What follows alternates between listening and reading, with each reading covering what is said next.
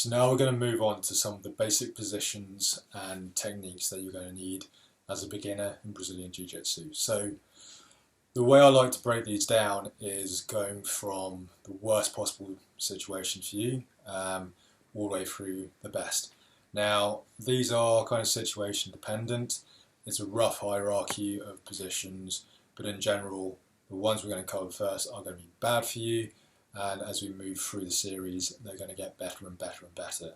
So you're going to notice that you're going to start off in a disadvantageous position, and we're going to move through more neutral positions into a very, very dominant series of positions. So, without further ado, let's get cracking. So, the other thing with Brazilian Jiu Jitsu is obviously this is a sport of martial art involving two people, so it's going to be very, very tricky to practice some of these moves or positions on your own. I've rigged up something approaching a grappling dummy. If you have a proper grappling dummy, that's fantastic, but most of us don't have access to one. The more experienced you are, actually, the less you'll need like a physical representation of something to execute or practice some of these moves and positions. You can get away with just like a heavy bag or a foam roller, which is the basis for my dummy, because you'll be able to see and visualize and understand some of these positions much more clearly. If you're a little bit newer, it's going to help to have a partner or something that looks much more like a human being with arms and legs to help you put everything into context. I personally would not use a dummy like this with all the arms and legs in place because it's a little bit fiddly. It's probably going to fall apart on me pretty often. So just want to be clear on that. This is not necessarily how I would be training on my own, right? But in the interest of clarity, so that you can see where arms and legs should be, I'm going to show you as best as I can on this guy, and hopefully you guys will be able to see what it is we're trying to achieve. So with that in mind, I also want to say, especially as a newcomer to Jiu-Jitsu, it's important to know how to be a good training partner as well. So in training, we break our training down into drilling or technical work where we're practicing movements, right?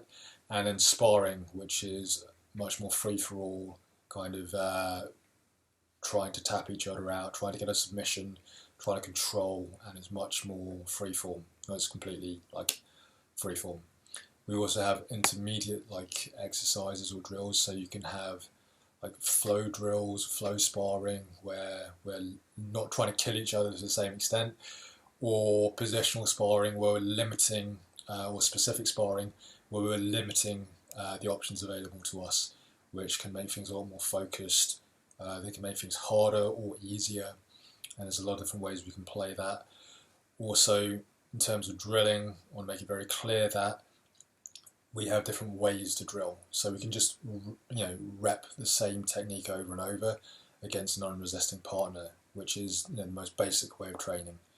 Right?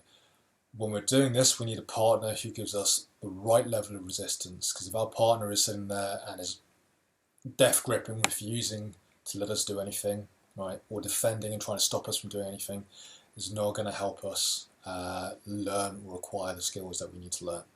Right? Also, if you have a partner who is just flopping around and lets you do anything, regardless of whether it's effective or not, whether they actually feel anything, they just kind of fall over and flop over, that's not going to be very helpful either, because it's creating an unrealistic feedback loop.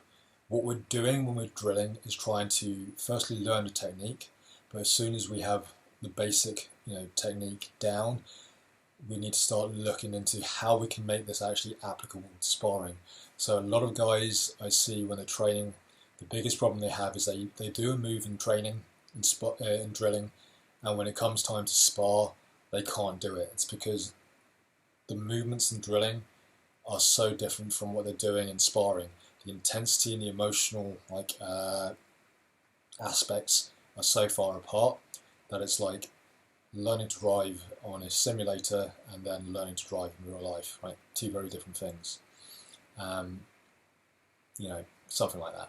Not a perfect analogy, but what I want you guys to think of when you're drilling, even if it's just on your own doing shadow work with a grappling dummy or with a training partner, is we're trying to recreate that level of feedback and tension, right? So we don't want to go 100%. We also want to go 0%. What we're looking to do is try and be an active training partner. So if you're doing a technique, you want to be able to do it so you get it at the optimum level of efficiency, right? So your technique works because the technique is right, not because you're straining. If you're trying to force someone over, or you're trying to like slam something on and you're going red in the face. Generally speaking, that's unless you're sparring flat out against an equal level training partner, that's not a great sign, right? What we're looking at is doing things efficiently with maximum technique and leverage and weight distribution, all these things, right, which we'll cover in a second. That's what's happening when you're doing the technique. Now, when the technique is being done to you, right, what you need to be trying to do is you can save yourself a lot of time actually by being an active training partner. So it's not just you sitting there passively having a technique done to you. Even if you're not actively resisting, you can think about it as, okay, if he's doing this technique to me, what could I do to resist? Like, what is it he's trying to do to me? What structural weaknesses is he trying to exploit? Like, what is it he's trying to do to me? And if he does the right thing technically, if you can feel he's taking your balance, and it would be very hard for you to resist without, going crazy, right? Then that's when you allow the technique to happen. If it doesn't feel like it's in the right place, or if he's making a mistake, then you can, resist, not 100% again, right? Because we're not trying to do things perfect from the start. We're trying to get better and better and better over time. Right? There's no such thing as a perfect technique.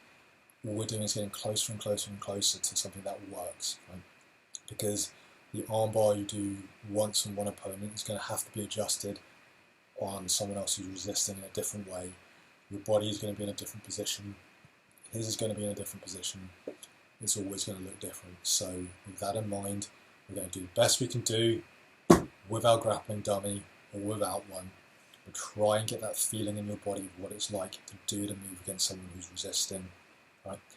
At first, 0 resistance is better than 100% resistance. And what we want to do is get right at the edge of what's possible, the edge of our comfort zone, and gradually build up more and more and more resistance until grappling with someone resisting at 100% is easier. But we don't go like that from the start. It's going to be very, very hard to learn that.